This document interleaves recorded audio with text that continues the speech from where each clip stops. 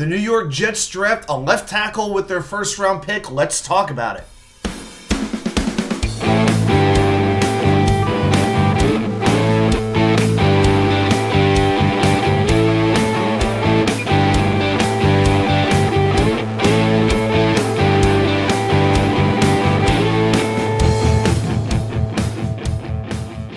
And well, welcome back to New York Sports WickerMedia. I'm Wa2K99. Thank you, as always, for taking the time to watch these videos. Okay, so the first round of the draft is in the books. I was watching it at AJ Gators in Norfolk, Virginia, with the Virginia Jets fans group. There are about 35 to 40 people there. It was an amazing turnout. A whole lot of great people came, including Johnny Jimenez, along with family, who you may know from a lot of the other YouTube shows. But it was a very interesting first round and a very unpredictable first round. You know, you look at 10 mock drafts, you had maybe 7 or 8 different scenarios on where the Jets might go. And as it's starting off, things are starting to unfold. The first 4 or 5 picks made a lot of sense. You know, Williams goes, to Chicago first, then Daniels, then May, then Harrison. You pretty much knew that's how it was going to go down. And then things start to pick up. So then the Giants take Malik Nabers at 6. They did not trade. They did not go quarterback. And I got to be honest, when Nabers went, I said, okay, good. Nabers is a very good receiver, but I was more on the Rome Odunze train. And then things really get interesting. At 7, Tennessee takes J.C. Latham. Now, I know there's a lot of big Latham fans out there. I'm really not one of them. I think he's definitely a very capable player, got a lot of great tools. I just don't know how it's going to work out for him in the pros. Plus, he's more of a right tackle. So I was pretty pleased that he went. And then we had pick 8, we had pick 9. So that was, so Rome Odunze goes at number 9 to Chicago. You have number 8, of course, Michael Penix, the really surprising pick on the surface. And you know Kirk Cousins and company are not happy about it. And a lot of us at AJ Gators were hoping for Rome Odunze. And when the Bears took him, it was like, okay, now where are the Jets going to go? We were starting to think it was going to be Bowers, which was the sexy pick. We pretty much figured that's what might happen. It was either that or offensive line. That was pretty much the only options.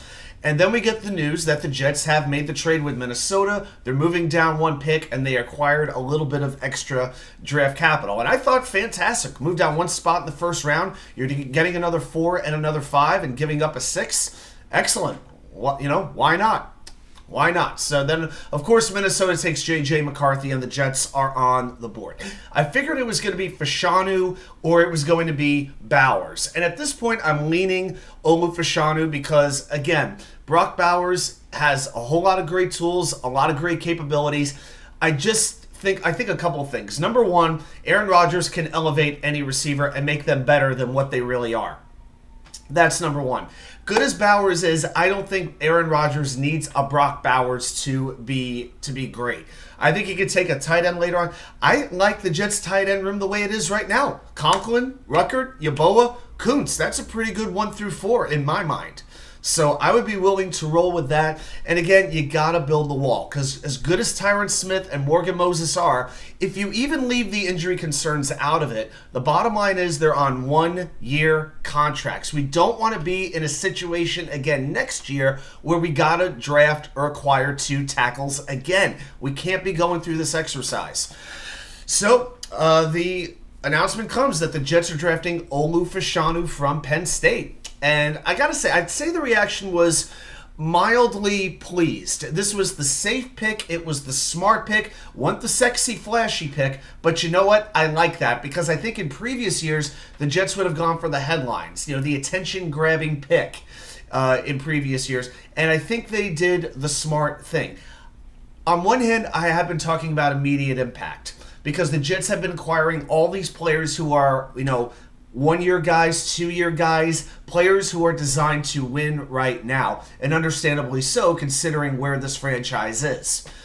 But now that I think about it more and more, it makes sense because you need the building blocks on the offensive line or your offense just isn't going to work. So even if Fashanu doesn't play this year, which I, by the way, think he will, it still makes all the sense in the world going into next year. You've got Tyron Smith, mentoring him. Aaron Rodgers, he knows what an offensive tackle needs to do. Morgan Moses, absolute leader as well. So even if you're worried about Keith Carter as coach, you got some coaches on that offensive line already in Smith and Moses. That encourages me right there. But a quick look at Olu Fashanu.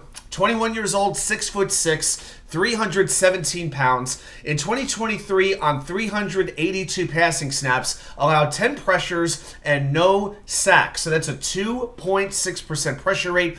That rate tied for 12th among 199 tackles. Pretty darn good. Has great speed, power, awareness. That is super important for an offensive tackle. You can bench press all the times you want. You could run the 40 well, but you've got to have instincts. You got to know what that defense is doing, and you got to have the instincts of when your quarterback is in danger. But probably the best pure pass blocker out of the entire bunch. He's got that prototypical left tackle length that you want. I'd say the biggest concern that I have is he has very small hands. His hands are like 8.5 inches. Hopefully that is not a problem for him in the NFL. That's actually probably my biggest concern.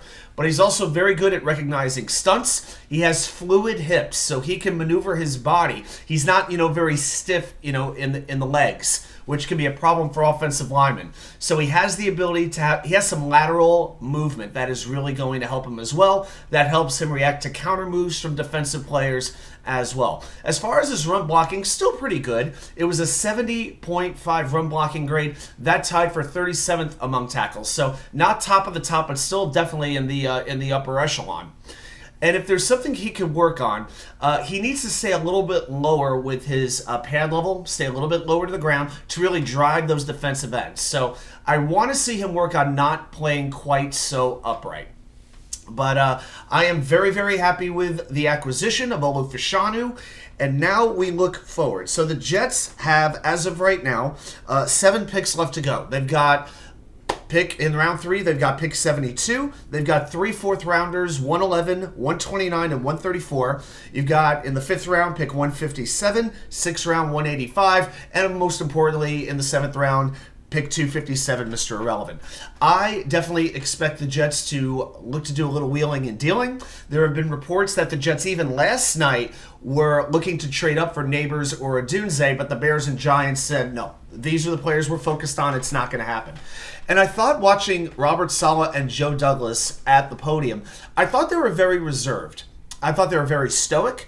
I'm not saying that means they don't like the player, but I think if they had it their way, they would have been able to get Neighbors or Odunze. But I think this may still work the best because there are just so many wide receivers still to take that you could still be excited about. That will make it to round 3. So, yeah, my personal hopes is somebody like a Malachi Corley or a Malik Washington will make it. Roman Wilson from Michigan would get me very excited as well. And, even beyond that, I don't think a Lam McConkey or a Keon Coleman will make it down. But besides that, Tez Walker, Jamari Thrash, Brendan Rice, Javon Baker, Jalen Coker, you could get a lot of receivers in the 3rd or even with one of those 4th-round picks. So I just want to say, if the Jets don't use their 3rd-round pick on a receiver, there will still be talent there with those 4th-round picks. But again, I think the Jets are probably going to take maybe 2 of those 4th-round picks and move back up into the 3rd. I think it's a little rich to try to get all the way back up into the 2nd round. But we'll see what Trader Joe has in mind. But I would say very, very good start. But those mid-round picks, they are going to be absolutely pivotal. Well, those are my thoughts on Olu Fashanu and where the Jets stand right now in the draft. Let me see your thoughts. Put them right down there in the comments. I will be back with more draft content a little bit later on, either Friday night or Saturday morning. We'll see how everything works out. But thanks so much for watching, and I'll see you right back here with more content from you know where, the Wicker Chair.